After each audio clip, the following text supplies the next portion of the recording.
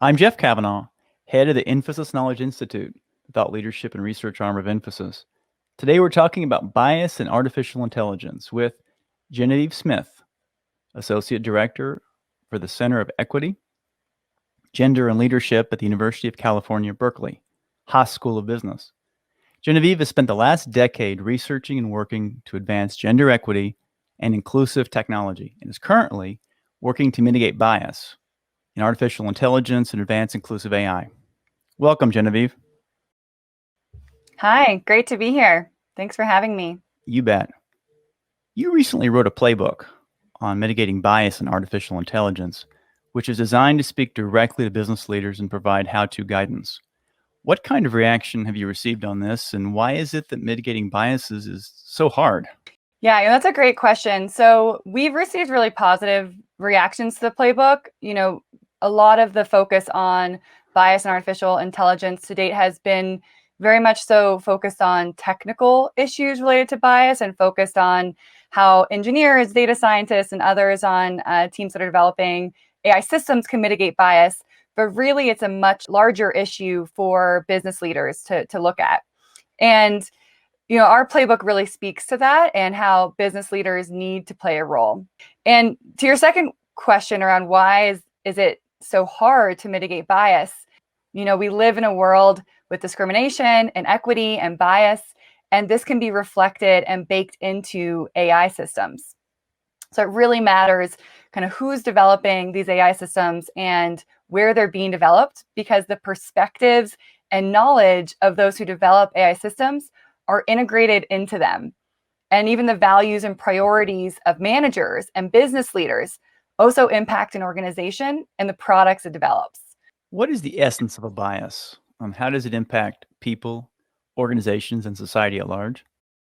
So I think it's really helpful when we talk about bias in AI to kind of take a step back and think about what is bias. And that's why I love the question you're asking, what is the essence of bias? Biases they're cognitive shortcuts. So they're cognitive shortcuts that result in judgments that can lead to discriminatory practices. Oftentimes if you look up bias, the definition is something around, a tendency or inclination or maybe a prejudice towards or against something or someone. And we as humans experience biases all the time. In fact, our brains are wired to be biased. And this is because we have kind of two modes or systems of thinking. Systems one thinking is that automatic, quick thinking that we have with little or no voluntary control. This is the kind of thinking that generates our impressions and intuitions. And when you have those kind of gut instincts or gut reactions, that's systems one thinking. Systems two thinking is more slow. It's more deliberate, kind of the critical thinking and choices that we make. And we need system one thinking as humans to organize all the stimuli that we're constantly facing. But that's also where biases come into play, because we make associations and categories and discern patterns and make judgments quickly and efficiently. And we need to as humans. But we make those associations and categorize based on our experiences, our education, our communities, and the stereotypes and norms that accompany them. AI systems, they're not beholden to this system one thinking. So they can often make predictions and decisions that are less biased and even help humans to identify our own biases. But like I mentioned before, AI systems are still human creations, and they can still have bias built into them. Many of the folks may have heard about the AI system that Amazon developed, where it was trying to use AI to kind of screen applicants, and they couldn't understand how to have it not be biased against women. And it was because it was learning from past resumes of successful candidates and other resumes as well. But unfairly allocating opportunities, so not giving opportunities to women for jobs in that scenario. We also have really exciting research here at Haas by Professor Adair Morse, who looked at algorithmic scoring used in fintech lending and finds that minorities pay over $700 million more in interest annually on existing stocks of mortgage. So from an economic point of view as well, these discriminatory resource allocation leads to inefficiencies and loss in the economy and the markets. We're hearing a lot these days about bias in AI, and it's coming out, good discussion. We don't hear as much about solutions for large businesses. Why should organizations work to build in bias detection? What's in it for them? Yeah, I love this question because there's a lot here. And, really, bias AI systems can result in very large reputational costs for companies that produce and reuse them, and implications for undermining the AI systems and having to do damage control or losing consumers or future market opportunities. Microsoft even flagged reputational harm or liability due to biased AI systems in a report to the US Securities and Exchange Commission. So this is something that's kind of showing up. Companies are acknowledging there's huge reputational harm and risks that can come from these systems. And you see a lot more employee demand for ethical practices as well. AI has immense implications for internal conflicts or unwanted media attention that can damage corporate reputation and brand value. While on the other hand, by having more kind of ethical approaches and ethical approaches, algorithms, et cetera, can attract and retain better talent. In the playbook, you mentioned unlocking new value by mitigating bias. Can ethics and AI help a business transform itself? Absolutely. Businesses that get this right will get ahead. And businesses have the opportunity to tackle biases that can come up. They can also build in the right processes and steps from the get-go. As we were talking about before, there's different strategies that can be used, right? But instead of retroactively employing them, doing them, building in these processes from the beginning can really be helpful and transformative for a business. I'm a student of history, and although AI is fairly new on the scene, there's the old phrase about facts and lies and damn statistics or something like that. And statistics, I think, were often used like that in the past.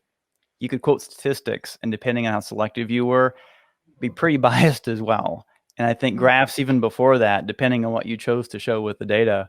So maybe the thing with AI is it's happening so fast and so much more on such a scale that the maybe isolated data points or statistics we dealt with in the past, now it's flooding us. And so we need playbooks like the one you have to make sense of it all. AI has massive potential. It's going to be the biggest economic opportunity of our lifetime, right? Business leaders will be dealing with AI.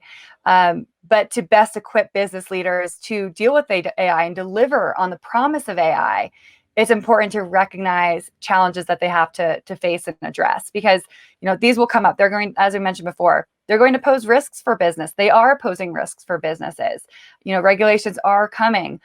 So we all want to deliver on the promise of AI. So it's really about figuring out how to do that, understanding what the potential issues and pitfalls are, and best preparing for that.